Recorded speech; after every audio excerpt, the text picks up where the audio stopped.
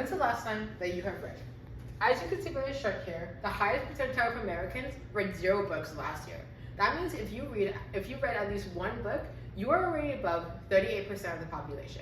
Reading should not be that rare of a hobby. Scientists highly encourage it no matter the genre because it helps to expand your knowledge, improve memory, and reduce stress. So let's start to acknowledge how you can build your own knowledge. This book, I Am Malala, discussed the adversity that she faced in her life.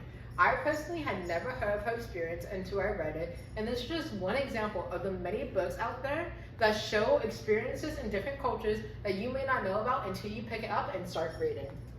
This shows the Matthew effect model, which essentially says that after 4th grade, your vocabulary ability is highly determined by how much you read.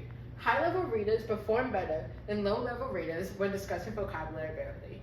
And while this chart only shows 4th to 10th grade, this is true for adults, as stated by Alice Sullivan in her own study.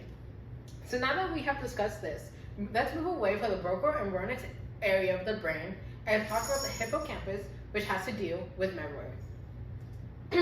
Yang Chung's study in Taiwan showed that adults who read in their leisurely time experience less dementia-like symptoms and cognitive impairment because they are training their brain on a day-to-day basis.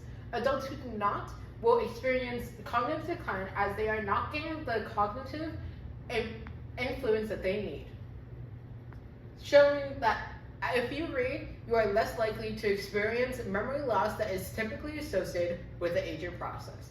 So now that we have discussed long-term memory, let's talk about working memory. Working memory is the thoughts that we have in our head as we go about our day-to-day life. These thoughts are influenced by sensory input and what we are currently doing in that moment. Reading helps train this because as we read, we take the sentences and start to form them together to build up the plot that we are reading about, showing how reading can help improve our memory by maintaining smaller details in a shorter amount of time. Furthermore, now that we have talked about memory, let's start to talk about how we can alleviate the stress that may be caused by remembering too much. Reading is an activity that reduces stress the most, showing a whopping 68%, which is way more than other popular activities that we may use to reduce stress. This is done because reading helps take us away from our day-to-day life, which takes us away from what challenges we may be facing at the time. Furthermore, moving away from our cognitive stress, we can talk about the physical stress. Reading can help alleviate physical stress because it reduces heart rate and muscle tension, showing how we are relaxed more. Those physical benefits that are caused by reading is proven to cause us to last longer, as readers who read regularly face 20% less risk of dying than those who do not. So now to summarize that cognitive load, we can talk about how reading has been scientifically proven and demonstrated in our day-to-day life. Think about your bookworm friend.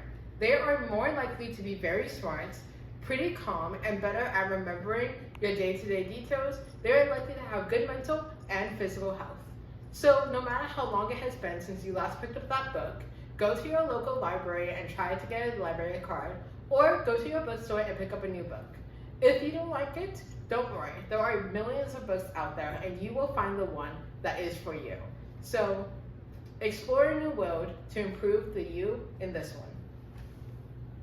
Ooh,